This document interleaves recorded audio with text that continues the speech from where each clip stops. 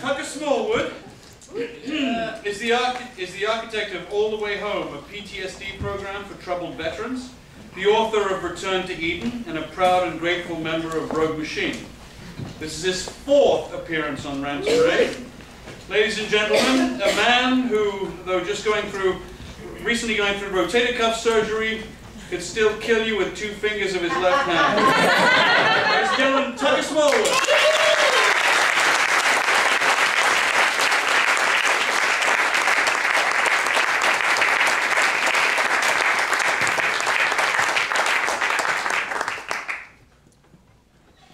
Blood is much thicker than water.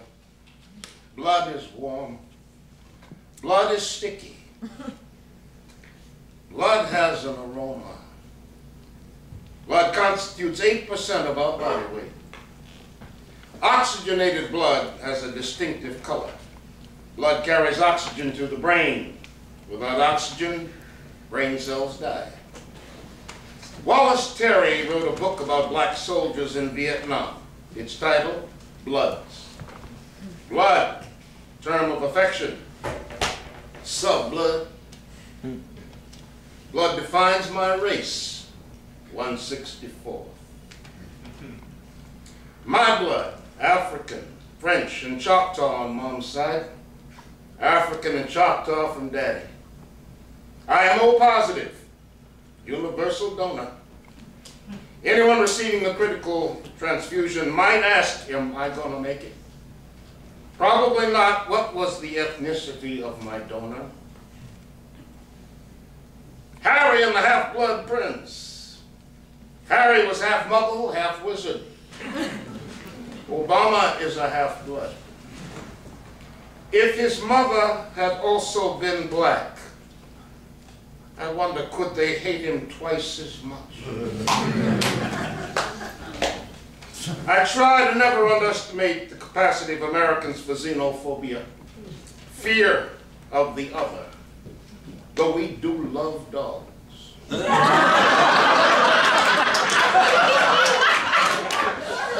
it comes to marginalizing people, be it Native Americans or African slaves, Asian immigrants or Latino migrants, homosexuals or Muslims or Jews, or pretty much everyone apart from Caucasians, it is here that you will find your true American exceptionalism. Fear of other races seems part of our DNA.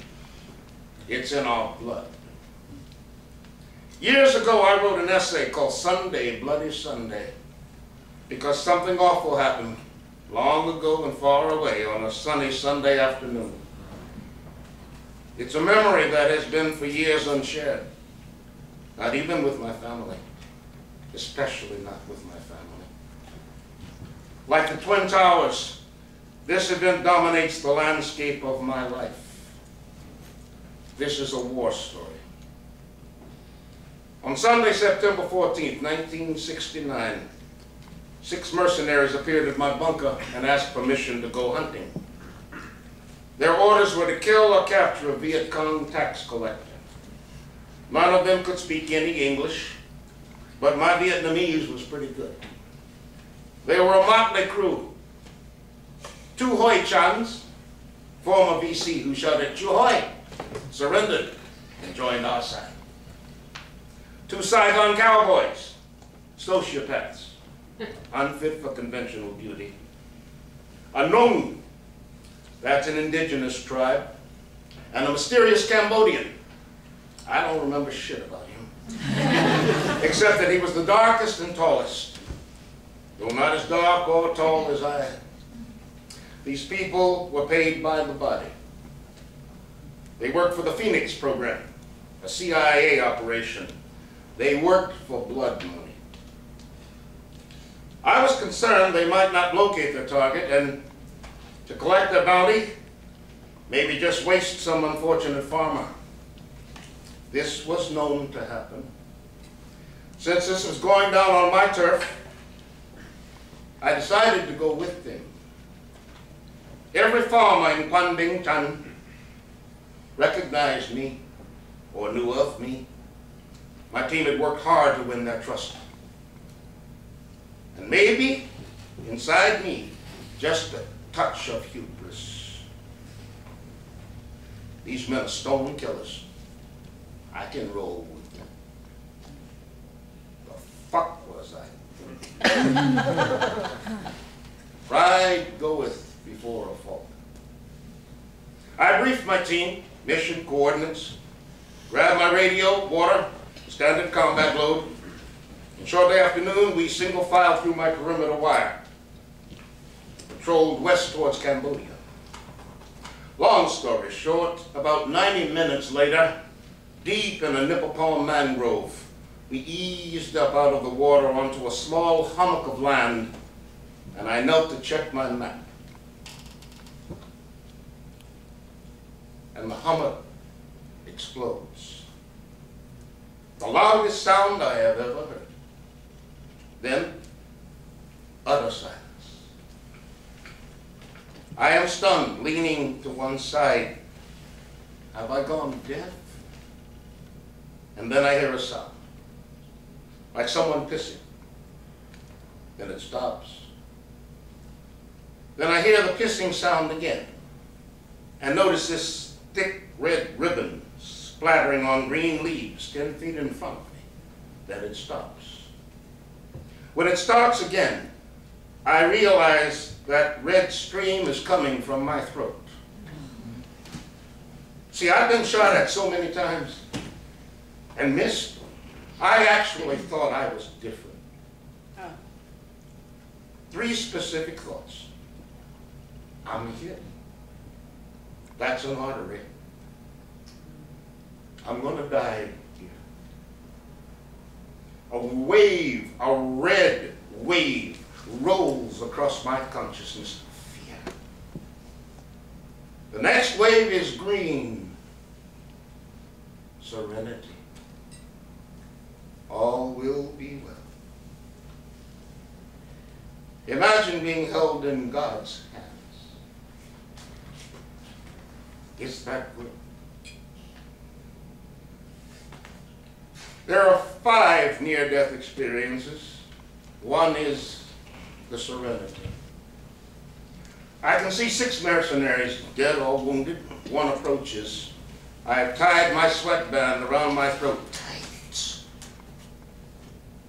The merc checks it and approves. I notice I'm also bleeding from my left thigh and belly. And I remember this specific thought. If they can't save my life, fuck it. I didn't know a lot about blood. We got about maybe 5 liters. That's about 10 pints. I had hematology in high school. I remember the student pushed down the stairs, striking his head, his blood spurting. As he lay there on the landing, some of us covertly filled our pipettes with his blood. Today, we would not have to prick each other's fingers. Now, I figure a brain without half its blood supply will lose consciousness at some point. 10 to 15 minutes, actually. I am multitasking. As the merc checked my bandage, I grabbed my handset. I always carried my own radio, PRC 25, always. My allies used to tease me. You lose face, Chung-Wee. We give you someone. PRC 25 weighs 20 pounds, and I was always the strongest man. This habit was one of my better combat decisions. I keyed my handset to say, Rusty Nails, this is Nail 6, over. 6 is always the commander's call sign. That's what I intended to say. But no sound came out. I can no longer speak. Turns out the frag that severed my right carotid artery, as well as the vagus nerve. My vocal cords are paralyzed. Frag about the size of a match head. Still in there. But I discover that I can whisper. And I start whispering, Rusty Nails, this is Nail 6. Rusty Nails, this is 6 over. Mayday, mayday. Any station. This is Rusty Nails 6 over. I did that for about 20 minutes without response. My tiger fatigues are sodden with blood. Can't feel anything south of my hips. Surgeons have told me after 15 minutes I should be in shock or unconscious, or dead. Now, this is not a story about heroism. Will, maybe. Stubbornness. I'm gonna die. I've accepted that.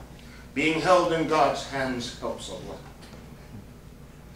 But I know that if I pass out, then everybody dies. My command will only authorize an extraction if I call it in. And no one else here speaks English. So I keep whispering, and I stay conscious, and I keep fading. My arms are heavy now, harder to hold the hand set up to my mouth. It's been about 30 minutes since I saw those green leaves turn red. And then my handset squawks. Nail 6, this is Rusty Nails, over. This is 6, mayday. Need dust off. 100 meters, the escape objective. Do you copy? Over. Copy that 6, requesting dust off. Wait, out. So we wait. I signal the merc who's been helping others, and I'm fumbling to remove a grenade, a smoke grenade from my web gear. I'm such a fucking spaz. My fingers don't seem to work for shit. 6, this is Nails, over. 6, go. Dust off is airborne, has your coordinates and frequency. Rock steady, over. Copy that. Be advised, LZ unsecured, over. For the first time, I consider why we might still be alive.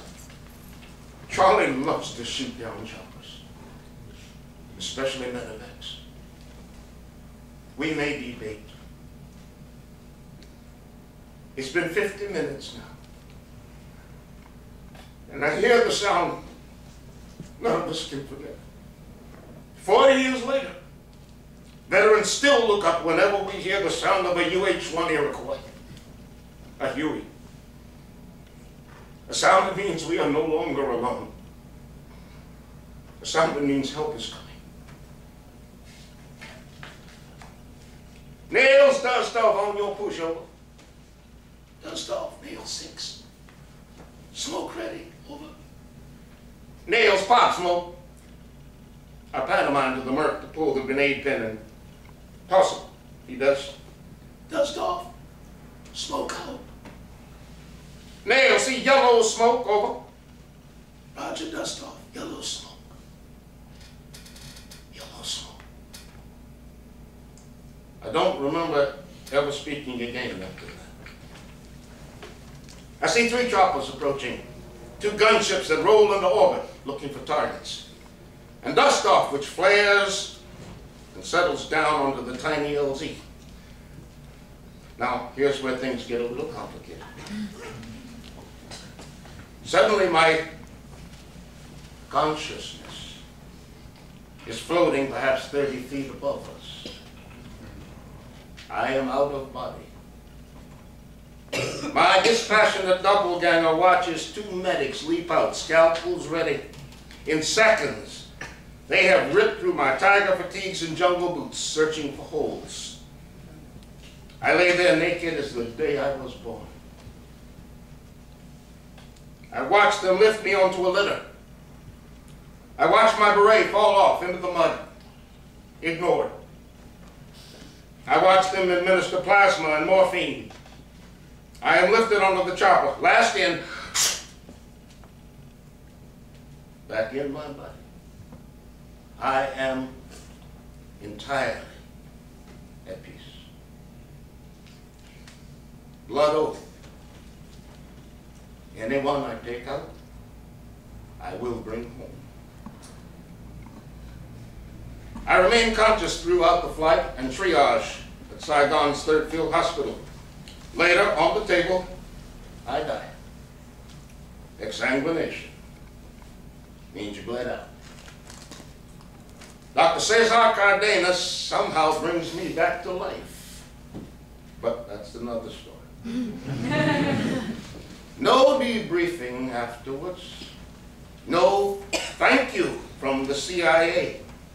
No. I wasn't CIA. I wasn't there. Fuck you very much. You're welcome.